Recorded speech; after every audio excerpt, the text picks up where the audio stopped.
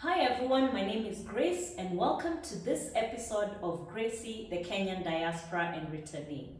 For those of you who are listening to us for the first time, we're so glad that you've joined us. This podcast is a forum for discussing everything diaspora and life as a returnee. Today I have a guest, her name is Ciru, and Ciru will be walking us through some of the opportunities that diaspora have when it comes to real estate investment at home. Hi Ciru, how are you? Hi Grace. Hi. Thank you for having me. Thank you for coming. Thanks. Yeah, nice to have you here. Oh, it's a pleasure. Yeah, all right, Ciru, let's go straight into it. We'd like to know more about you. Okay. I know that you are a former diaspora, so maybe you can start off by telling the diaspora where you were before. Okay. Just tell us something about yourself a little bit. Sure. Yeah. So yes, I am a former diaspora. I was in the U.S. Mostly in the East Coast, and then latter part in the southern part of the U.S. for almost 2 decades. Oh wow. And I've since been back for going on 6 years. Okay. Yeah. So born and raised in Kenya. So Kenya is home. Yes. So now we're back. All right. Well, how has it been back? It's been very, very good. Yeah. Very good from a sense of reconnecting with friends and family. Yes. Almost restarting. Sometimes Yes. you feel like you're having to do everything over. Yes. But through that process comes a lot of growth, comes a lot of learning. So overall, it's been a positive experience for myself. Yeah. And also meeting other diaspora. Yes. Trying to find yourself. Yes. Being able to share stories. Yes. War stories. I like sometimes. Oh, right. Yes. But all in all, it's been a great growth experience. Yes. I must say. Yeah, and I like what you've said, because one of the things that I hope to achieve out of this podcast is for us who are in the diaspora to just even share what it's like transitioning back home. I know it's a conversation that comes up in different forums, like I'm in a WhatsApp group with returnees, and we really talk about what it's been like transitioning back home. So that's what we hope to get out of this podcast too. You said you were gone for almost 2 decades. What were you doing in the US, if you don't mind sharing? So my background is in finance. Okay. Real estate finance. So throughout my time in the US, part of it was obviously in completing my studies. Yeah. And then when I kickstarted my professional career, I worked primarily in healthcare, still in finance, and then real estate. Okay. So all in all, it's being in that general arena. Yes. Yeah. And then you've been back home 6 years, and I know from our conversations that you've been with the same employer. So what are you doing here in Kenya? So when I came back, I was fortunate to land in the real estate space, in the real estate industry. Yeah. So I'm part of the Mi Vida group. Yeah. Mi Vida is a institutional developer, and it's a joint venture between Actis Private Equity and Chapoji Pulonji Real Estate out of India. Combined, both companies have over 150 years of experience globally in real estate. Yeah. So my role at Mi Vida is providing commercial oversight over the portfolio. Oh, nice. So within the portfolio, we have both residential, we have commercial, and we have retail. All right. So that's been what has been keeping me busy. Yes, since you've been Since there. I've been back. Yeah, and good for you to find that transition where it's just transferring your experience in the US to here. I'm sure it makes it easier than someone who was doing something or was in a field that here is not easily available, or they transition all the way. So good for you on that. And for the benefit of our audience, Mi Vida is MIVIDA. So M for Mary, I, V for Victor, I, D for David, and then A. And Actis is A for Apple, C, T for Thomas, I, then S for Samuel, right? Mi Vida and Actis. So if you Google, I'm sure you'll be able to find them. Correct. Yeah. So Mi Vida, what do you do in Kenya? Because I know it's a group. So maybe now you can tell us more about Mi Vida as pertains to the real estate investments, residential wise? Because I imagine that's what maybe the audience would be interested in. Great. Again, thank you for this opportunity. Yeah. I think for us, the operative word is institutional. So we are an institutional developer, not a mom and pop operation. Yes. Our focus within Mi Vida is primarily middle-income residential. So the platform, it's not just one development, it's an entire platform, residential platform, and our mandate is to provide that, bring that institutional experience and competency to our middle-income market in Kenya. So we have our flagship project is at Garden City. Garden City also was developed by Actis. It's a mixed-use development developed by Actis. So we have our first flagship Mi Vida project there. Complete. Which is residential, offering 1-bedroom apartments, 2-bedroom apartments, and 3-bedroom apartments. All right. Again, middle-income, that middle-income space, so prices starting at around 8 million. Being a completed project, it showcases what those key operatives are as an institutional developer, meaning quality, completion, not only completion but timely completion, and then overall the amenities and the management of the asset. We'll probably get into a bit later. Yeah, we shall. And I really like how you have said the operative word is institutional. So you bring vast experience into the real estate space as compared to maybe just properties that have been built by, let's even say me.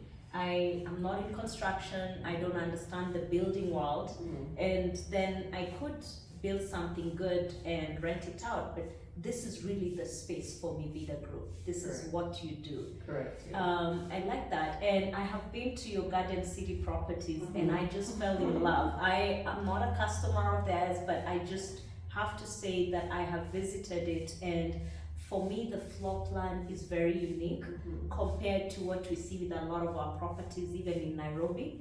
I remember being on the street and almost feeling like I was abroad for a moment because of the way the floor plan was. For those of you who even like the townhouse idea, you do have that. So why don't you tell us a little bit about how that project looks a little similar to, let's say, the Diaspora in terms of the design. Correct. Okay. At Garden City, we have several projects at different stages of completion. That being just one of our projects. We also have a project in Riruta. But I'll talk about it a little bit later. So the very first residential project at Garden City was the residences. Right? Which offered apartments and townhomes, as you spoke. And you know, when you have this combined global experience from our shareholders and from our partners, it really creates a very unique offering within the market. So our townhomes have that Chelsea-esque feel. It's a tri-level, you know, beautiful finishings. I think one key feature as a developer, and this is synonymous across our projects, regardless of whether they're affordable, middle income, or high end, is that we are also sustainable developers. So the residences, our Garden City residences that I mentioned earlier, is more of a high end product. Prices starting at 19 million.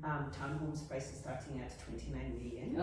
And then the sustainable features you see throughout the development are like, for example, the flooring, utilization of bamboo flooring, the fittings, to the extent that we've actually gotten green star rating for that project. Oh, nice. And then you move on to our middle income project, which is Mi Vida, also completed about a year old now.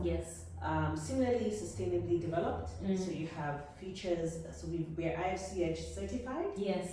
Which is internationally recognized certification. And then you carry on, regardless of the price point, it carries on those features that you like to see, as you mentioned. As you travel, there's certain elements that it's nice to have, from comfort, from aesthetics. So those you will definitely find at Mi Vida. And then what we found is that the market has really opened. It has opened definitely for diaspora and for locals.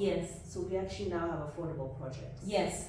So we do have an affordable project at Garden City called 237. Mm-hmm. And then we have another affordable project in Riruta called Keza. Yeah.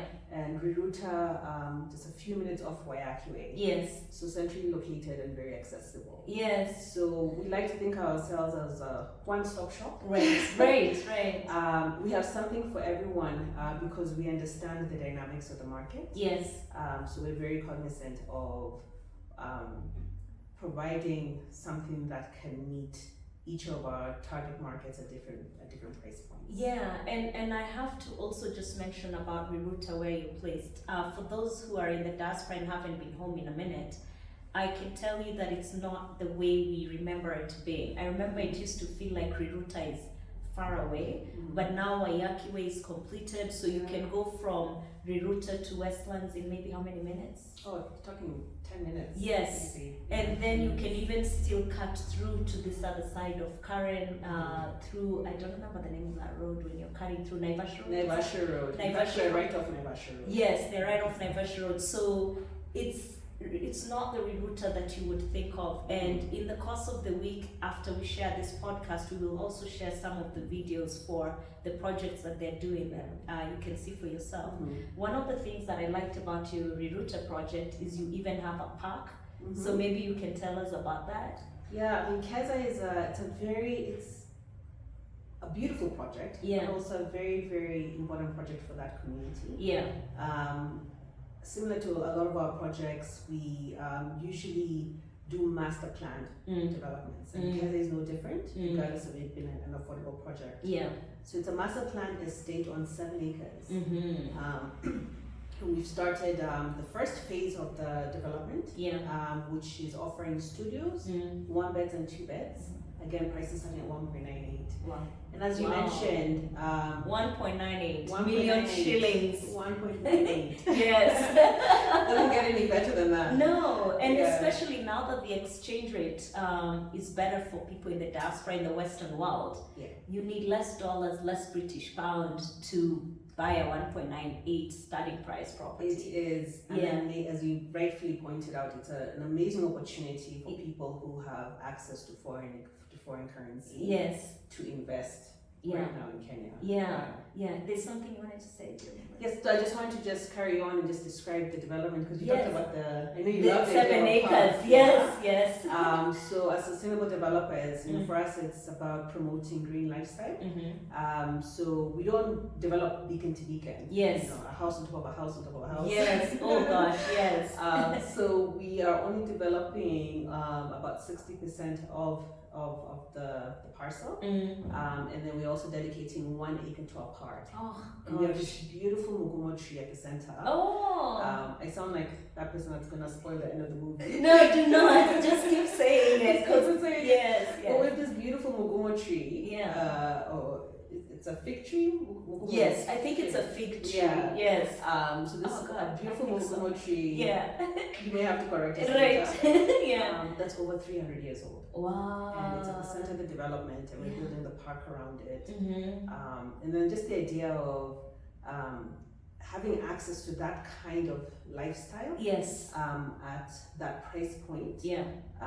It's something that you don't see. One, you definitely don't see it in Riruta. And even in your Kilimanis and Kileleshwas.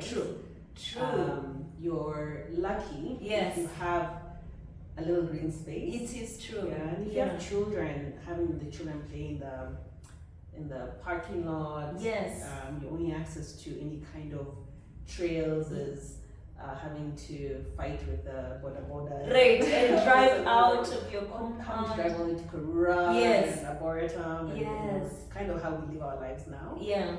It's a huge selling point. It is.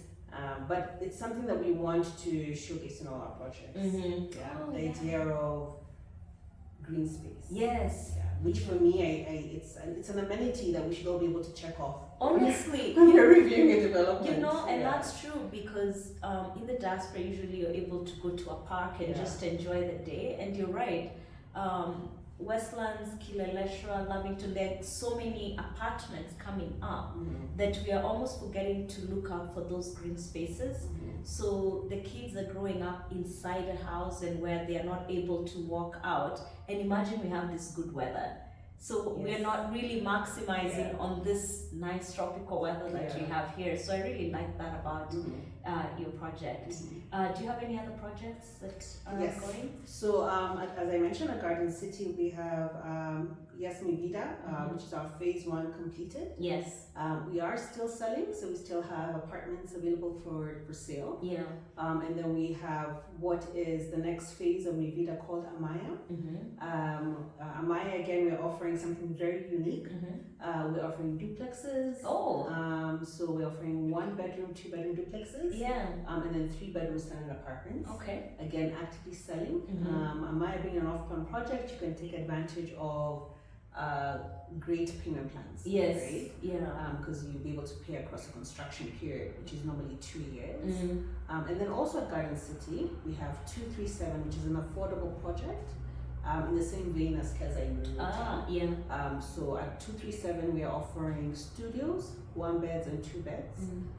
Also very, very competitively priced. And you're talking about prices from 2.3 million, which is very, very affordable in this market. Yes, it is very affordable. And for those of you who don't know, Garden City is also very conveniently located because of Thika Road, right? Yes. Yes, Yeah. so we almost forgot to mention that. So it really doesn't take me long to come and visit you when I come to Garden City. Yes. Because of that. So Yeah. and there's a mall very nearby. Correct. So actually in front of you there is a mall. So Yeah. that's amazing. As you were talking, I was just thinking, I think your plans, your architecture is also very unique because Mi Vida Group is an international company. So maybe some of the styles are borrowed from abroad. Yeah. Maybe you can mention about some of the countries where maybe or where the group is Yeah. located. Okay. Yeah. So our shareholders, Actis and Shapoji Palonji Real Estate, or SPRE, have had experience, well, one across the African continent. Yeah. SPRE being the 3rd largest conglomerate out of India, has had extensive experience in Asia, the Middle East, and then other pockets of the global hemisphere. Yeah. And I think one of the greatest selling points that our shareholders bring is you're right, all that global experience. Yes. But also when you think about the comfort of being backed by a stable investor. Yes. The comfort of having equity investors who are really, really invested in a project. Yes. And to kind of give us a segue, as a diaspora, when you're investing in this market, a developer is not a developer. We have a whole bag of different types of developers. Yes. And it's very key for you to understand who you're dealing with on the other side of the table. Yes. And that you have to get that surety of that comfort. Yes. To know who's behind a project. That is true. You don't want to invest your hard-earned money and only to turn around and be faced with a project that takes too long to complete. Yes. Or does not complete at all. Yes, yes. Right? And we know that has happened. We won't mention names, but there's so many investments that even locals or properties that even locals have invested in, and the project did not complete, and now people have put out money and it's gone just like that. So so I like what you said. Another comfort that I get even as I visited you, and I'm in banking, I know that Mi Vida has partnerships with the large banks in Kenya. And if a bank is willing to enter into a partnership with Mi Vida, it means that the bank has done its due diligence. We believe in the quality of your work and we believe in the strength of the company. Correct. So for diaspora who might be wondering, who is Mi Vida? I've never heard of them. I don't know if I can trust them, or they'll be like the other developers that you've heard about. That is something that I can say about Mi Vida. So exactly. Who else is endorsing this company? Who else is endorsing this project? Yes. Because for everyone, it's who else has skin in this game? Yes. So that's, as you rightfully said, those are very important for someone who is investing from afar. Yeah. And potentially has minimal information of what's on the ground. Yeah. Yeah. All right, that's great. Is there anything else you'd like to share as relates to the real estate sales Yeah. that you'd like to share with the audience before we wrap up? Yeah. I think as a returnee, I find it hard to say that because I feel like I'm so ingrained now. Right. You're not local in your I also mind. forget. I'm like, wait, you're right. I did have another story before the last few years. Yeah. It's. I mean, one, definitely do your homework. Yes. And I think what we do very differently as Mi Vida, as a group, is understanding not only what kind of product would be appealing to our diaspora market. Yes. But it goes beyond that and also the process. Yes. So when you deal with a developer that understands the needs of diaspora, you almost feel it's a seamless transaction. Yes. And it should be a seamless transaction. It should, yeah. Because I've done real estate transactions in the US. Yes. As part of my experience there. Yeah. Personally and professionally. Yeah. And as much as we like to talk about the similarities, it's very different. Yeah, it is. Yeah, it's very to different. be honest, it is. Yeah. You'll see a transaction, a contract, for example, or you can look at the schedule of fees, and you're like, wait, what is all this? Right. I'm not used to all this. Yeah. So for what we do is we definitely demystify the process. We understand what the expectations of our diaspora market is. Yeah. Both from personal experience. Yeah. And also that combined professional experience. Yeah. And we just help to demystify it. Yeah. So you're not dealing with someone who says, but that's how it is. Right. Wait, what is this? That's how it is. You're able to explain We're able it. to explain. Yeah. And also walk the journey with our clients. Yes. And specifically with our diaspora clients, it's a journey we enjoy walking with them. Because it's always nice to have diaspora coming back and bringing back, investing back in our market. Yes. So we like to be a part of that story. Yeah. Well, thank you so much, Ciru. It was great having you. Yeah. We will share the contacts for Mi Vida in the caption when we post the video. And then a few days later, we will post the videos of the ongoing projects. To our audience, thank you so much for listening. Have a great day, afternoon, or evening, wherever you are.